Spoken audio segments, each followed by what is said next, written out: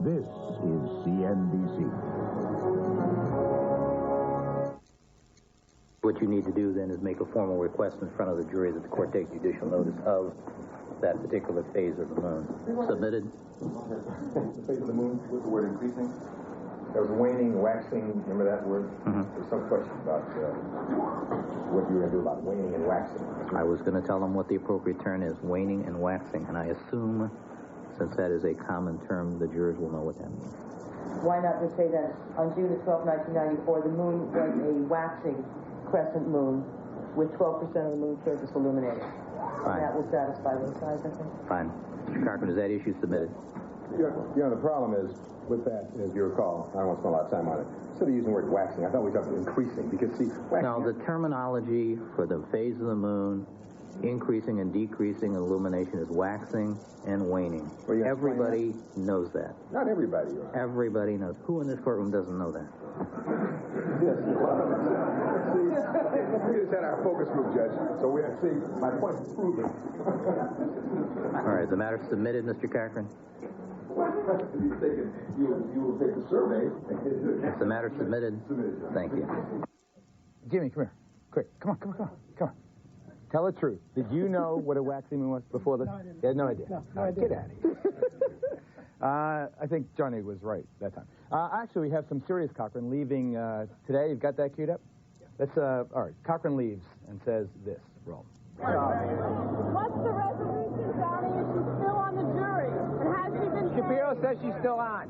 I can't talk about it. Shapiro, can you live with her on the jury? I am pleased that she remains on the jury. Well, I can't talk about the resolution. It's resolved. We're moving on. I want to finish this case. Would Whitehurst take your case out with a bang? Huh? Would Whitehurst take your case out with a bang?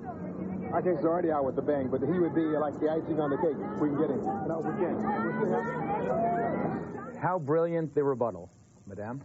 Well, I think that what the rebuttal did was it took some of the attention off of Mark Furman. I think the jury in the country was in a tailspin after hearing those awful tapes.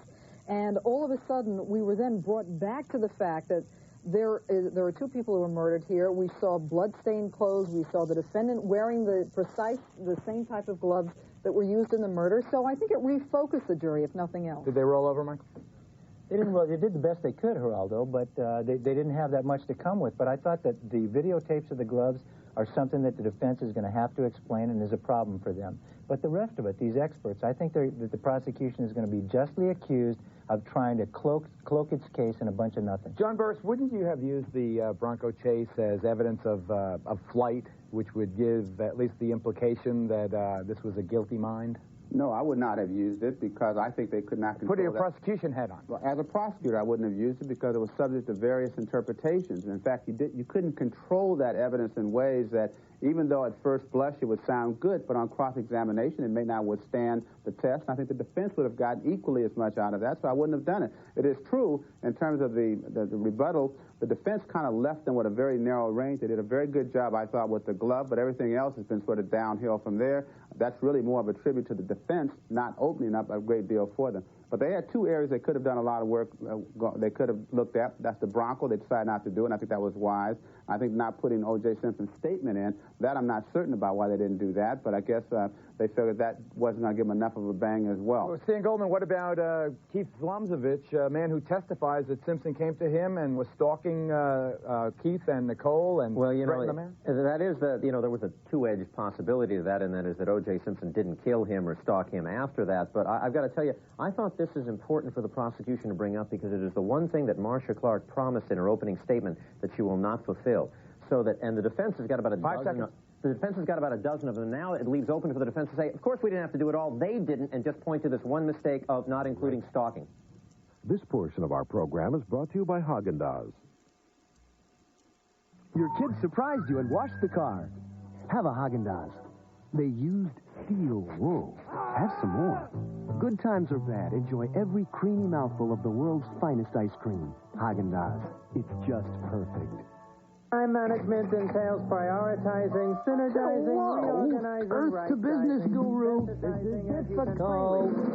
Well, at least Office Max, the office product superstore, is easy. Over 6,000 office products, including quality brand names like Sharp or Rogers. At guaranteed low prices that won't make that vein on your accountant's forehead boom. Free delivery, too. Talk about time management. Office Max, we go to the max for you. Wherever you're waking up, there's freshly brewed coffee by the cup. Folgers Coffee Singles is ground roast Folgers in its own filter for one great cup anywhere. Best part of waking up is Singles in your cup. This program is brought to you by Mountain Grown Folgers Coffee Singles. What does fresh mean to you? Something novel, something new. How about original? I usually think unique, creative. And when you put them together? Saturday nights on CNBC. At 8, it's CNBC Talks. Al Roker brings you memorable moments from the Talk All-Stars. At 8:30, Dick Cavett chats with celebrities and politicians. It's fresh shows with an original approach. Saturday nights, only on CNBC. Credit, cut! Someone say lunch! Does your back ache even when you sit? Wait. Introducing the Contour Seat Cushion. Turns any chair into the best seat in the house. Our exclusive two-layer design provides superior comfort and support. Soft white foam fingers adjust to your shape, while the firm blue layer gives comforting support. The extra tall back cushion fits your natural curves, from your lower back all the way up to your shoulder blades.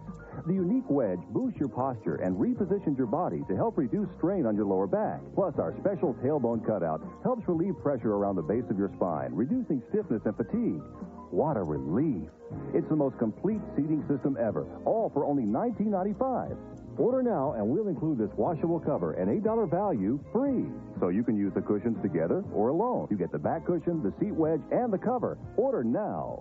Call 1-800-851-1144 now to order and receive your washable cover free. That's 1-800-851-1144. Order now.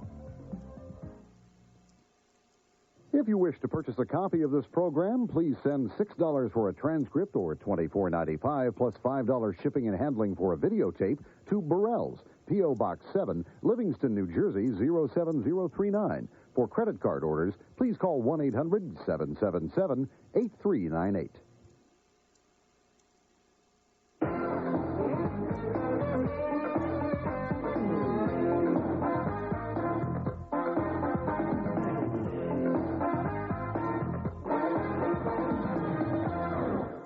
I want to try and squeeze in some of your calls on the Simpson matter, but tonight, Page 2 takes a brief look at three stories making news in courts and Congress.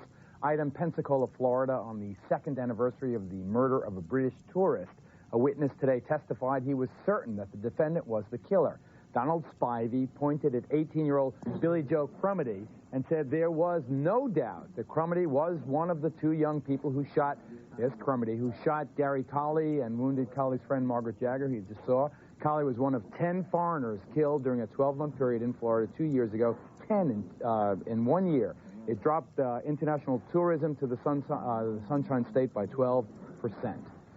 And item, Capitol Hill, I hope you saw this, a U.S. Senate committee heard more testimony today in its continuing inquiry of the deadly 1992 standoff at Ruby Ridge, Idaho. FBI snipers were there in Congress today defending their actions during the incident in which, as you know, Randy Weaver's wife and son, along with a U.S. Marshal, were killed.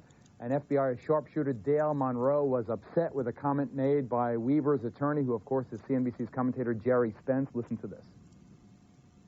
Mr. Spence said, "We were trained killers. We are not. We are trained to save lives.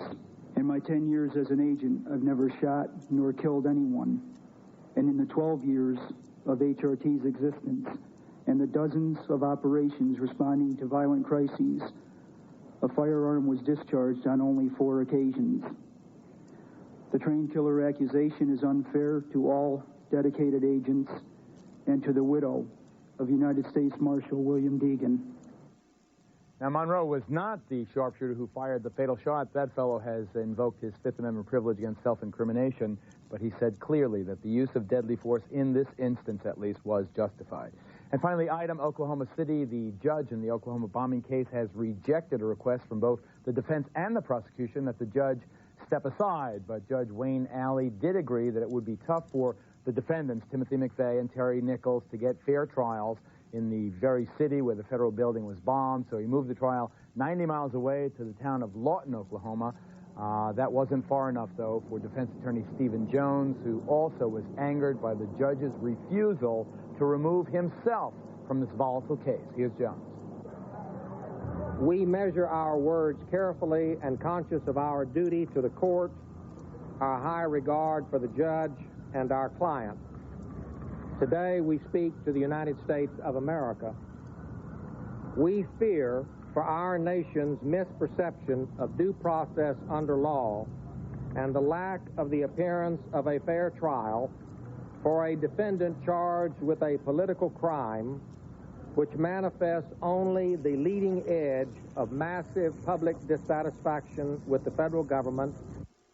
Okay. Was the judge wrong not to recuse himself? That decision is ultimately... His office was damaged in the bomb. It was right across the street. His court was damaged in the bomb. He wasn't in his office or chambers at the time, but it affected him in a very personal way, obviously. I think that many judges might have recused themselves, but the decision rests with the judge, and we leave all kinds of decisions to judges to be true to themselves as to whether or not they can be fair and objective. And in this case, there's no one who can overturn what the judge decided. It's his decision.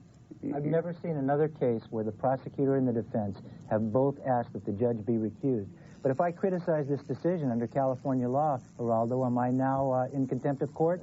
I don't know. I don't know if it's any attorney. I think it's only parties. You know, in the federal system, though, if you want to recuse the judge himself will send that, him or herself will send that to another group of judges for them to review it to see whether on its face it appears to be a basis for recusal. I would think if this judge sent this to another group, they would say on its face, you know, given his personal reaction to all of this and how he may have been personally affected, this matter should be sent to another judge. You know, the issue is not whether this judge can be fair or not. It really isn't. I mean, I'm assuming this judge will be fair. The question is, like you know, Caesar's wife, judges sitting in cases, especially in federal court, better be above suspicion. And in this case, he's not above suspicion, you know, certainly from the defense point of view. I'd have gotten out of there.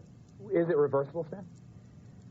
Well, you know, almost nothing federal judges do is reversible. Well, that's not true. A lot of cases are reversed. They're counting on nobody ever reversing a case like this. That's what this judge must be counting on. Right. In fairness, is there a judge who can be any more pure than any other judge in a case where so many people were wiped out, little babies, a horrifying crime, the worst crime ever committed against the United States of America? I mean, isn't he right in a sense that when he says he's going to be fair, won't he be fair? I don't see how a person who knew people who were involved in this horrible tragedy, who had an office across the street, who experienced what this horror must have been, can be fair and impartial. How would you feel, Geraldo, if somebody like this were left on the jury? I mean, that they had people from the town and that's different. Well, I don't know if it's different because judges can, in their own ways, influence so many decisions. That's also true, Stan. So on that, we'll rest the Oklahoma situation. Let me get back to John Gibson right now. John, I'm sorry, callers. Try us again tomorrow night. John, tomorrow. Well, tomorrow more of William Bodziak, the shoe expert, and I'm sure a lot more discussion on FBI agent Whitehurst. I'm looking at the motion that the defense filed to get him here, and they remind us all that Agent Martz, who Whitehurst criticized, was declared a hostile witness, and that over and over said he was impartial. Whitehurst says he's not, so we can expect at least one more giant battle before the conclusion of the testimony in this case. John, remind me, does Whitehurst allege Martz in this specific case exaggerated his testimony? No. He hasn't yet, anyway. He's just talking about other cases. So the Simpson case has not yet been raised with Whitehurst as far as you know? Right. Okay. That's smart. Thank you, John Gibson. Thanks, everybody. It was nice having you two together. You know, the odd couple, I guess. Nice being here. John and Stan, thanks. John, you're a hunk, too, Stanley. Okay. Grodin's next. See you, folks. Thanks for watching.